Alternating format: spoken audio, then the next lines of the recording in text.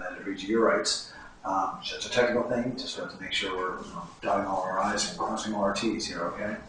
All right, so having said that, you have the right to remain silent. Anything you say or do can and will be held against you in court of law. You have the right to speak to an attorney. If you cannot afford an attorney, one will be appointed for you. You understand each of these rights if they have been read to you? Yes. Do you believe in any of this supernatural stuff? I mean, it says here, I think there's a note saying that you really aren't really kind of sort of nonplussed about the whole thing. No, I don't believe in all this stuff. Talk to me. Your best recollection. What happened? I can't exactly remember what happened. The last moment that I recall was, I believe, in the master bedroom. We were all going back and forth, and Grant was the one who wanted to go call the police, and I remember we were all kind of going back and forth about that, and yeah, the next thing I remember is just hearing Escobar or somebody scream from the living room. You don't recall a thing. You're saying there's just bits and pieces, just images and stuff. You don't recall specifically what happened at all. No. That's leading up to that. Yes, no, I don't, honestly, sir. You're telling me you don't remember anything either? Are you trying to say that you're going to join the rest of this gang of this group, this circle of people that are claiming they don't remember anything leading up to the event that happened? Yes, I'm going to say that. I'm covered in blood. I mean, obviously something tragic happened. If you will look at all the material that is on this tape, you will understand that this home is responsible for the actions that you see here on this videotape. Look, this whole investigation was incredibly stressful. All right, from the moment we got in that house, stuff was happening, okay? And I think that just kind of got the better of a lot of us.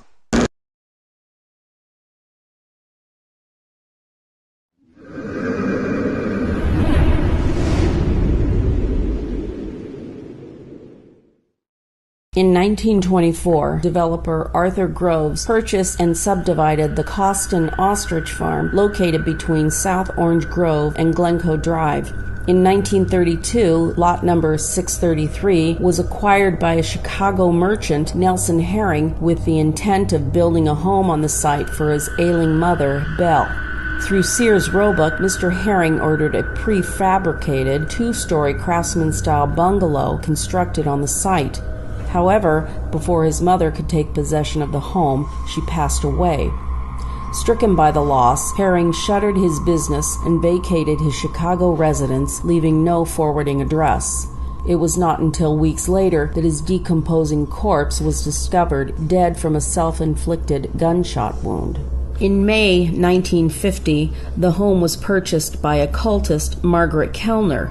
Miss Kellner regularly hosted Gnostic masses at the residence, as well as pagan rites and ritual orgies. During the period in which Ms. Kellner lived in the house, an infamous series of missing persons incidents occurred involving young African-American boys in northwest Altadena. The sole break in the case occurred on August 5, 1956, when a maroon 1939 Hudson sedan was witnessed speeding away from the location from which one of the victims was allegedly abducted. 2 days later, a Pasadena police officer stopped a car matching the description. A search of the vehicle yielded a coil of rope, a shovel, and 2 bags of saltwater taffy. The vehicle's registered owner, Ardell Lewis, 48, a full-time handyman, was taken into custody for questioning. Reports indicate that Mr. Lewis was cooperative and provided alibis for each of the periods in question, all of which were later confirmed by his employer, Margaret Kellner. Though Mr. Lewis remained a person of interest, no charges were filed. 5 days later, on August 12th, Lewis was killed by a hit-and-run driver as he was crossing Lincoln Boulevard in Pasadena. It should be noted that there were no further reports of missing children subsequent to the death of Mr. Lewis and his employer's abrupt departure. The house stood vacant until June 12, 1966, when it was purchased at auction by Arthur Blaylock, a building inspector for the city of Glendale, his wife Dorothea, and their daughter Elizabeth Marie. On February 19, 1977, Elizabeth, then 13 years old, was the victim of an accidental drowning while taking a bath. According to the police report, this occurred in the master bathroom. Within days of the tragedy, paranormal phenomena began occurring. Despite her Protestant upbringing, Mrs. Blaylock sought the assistance of a local Catholic priest, Father Henry Sloan. Father Sloan visited the house and, after witnessing several incidents of paranormal activity, referred Mrs. Blaylock to the Stanford Research Institute for further assistance. On March 18, 1985, Dr. Jeremy Johnson, the assistant director of the institute, accompanied by Elizabeth Escobar, a young teenaged medium, attempted to perform a preliminary assessment of the Blaylock residence. In a rare breach of protocol, Johnson suggested they conduct a seance led by Escobar. Within seconds of her entering a trance state, a loud rhythmic pounding was heard within the walls, and Escobar was possessed by an entity capable only of screaming. The circle was broken by Mr. Blaylock, and the phenomena immediately ceased. Escobar suffered a complete nervous breakdown and fell into a state of catatonia. Paramedics arrived, and as they attempted to stabilize Escobar for transport, Dr. Johnson heard a faucet running in the master bath, where he witnessed and photographed the full-body apparition of an adolescent female. Before he could further investigate, he was ordered by Mr. Blaylock to leave the house.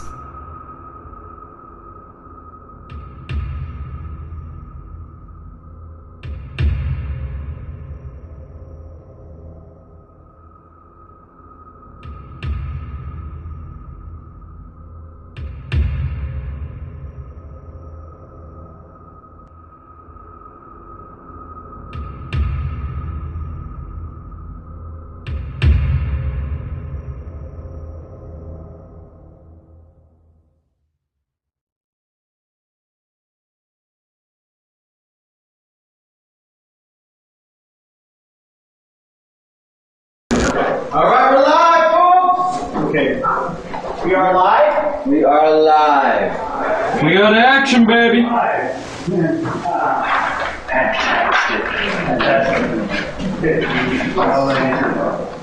Testing, testing, 1, 2, 3. Testing, testing, 1, 2, 3. Roger.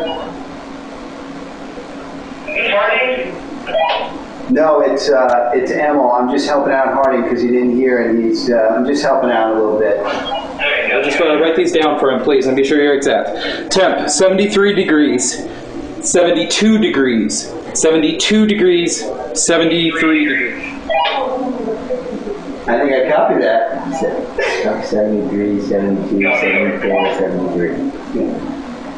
All right, hold it. We got 73, 72, 74, 76.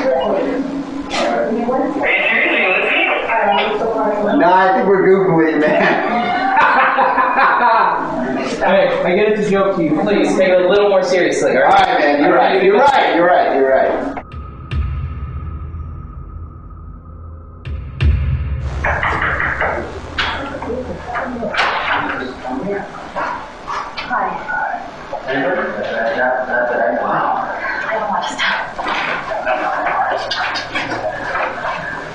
Hello. Okay. Hi. Let me give you a minute. Sure. Everybody,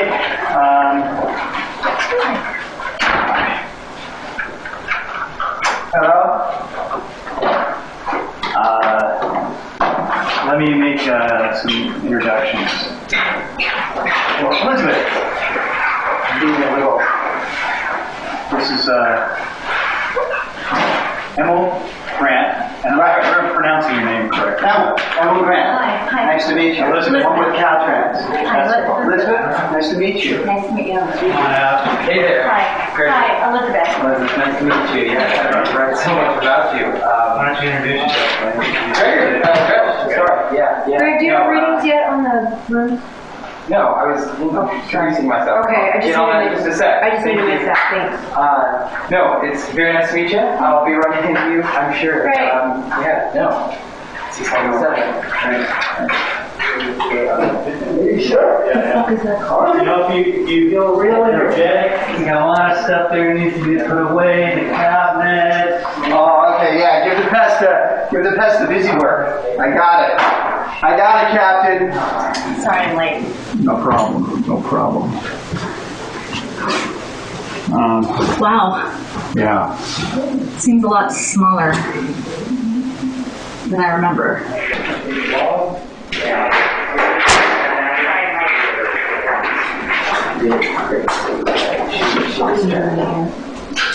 What is your deal? You just snapped at me. What is the issue with you right now? Her? Why did her? What is your problem with her? Almost, he's here because Caltrans technically owns the house at this point. Blaylock is gone. He's out of the picture. Finally, after years of pain in the ass. You look good. Thanks. Nice to meet you. Thank you.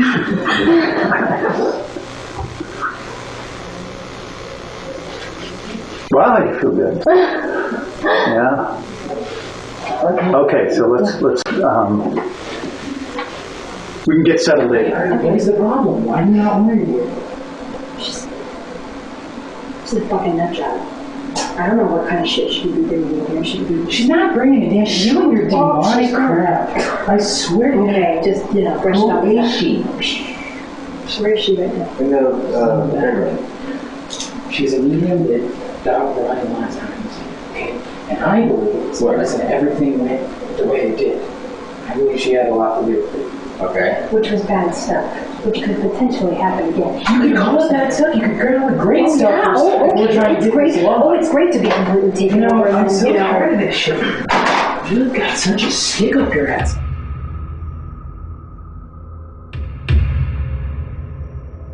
In the master bedroom and elevated EMF levels.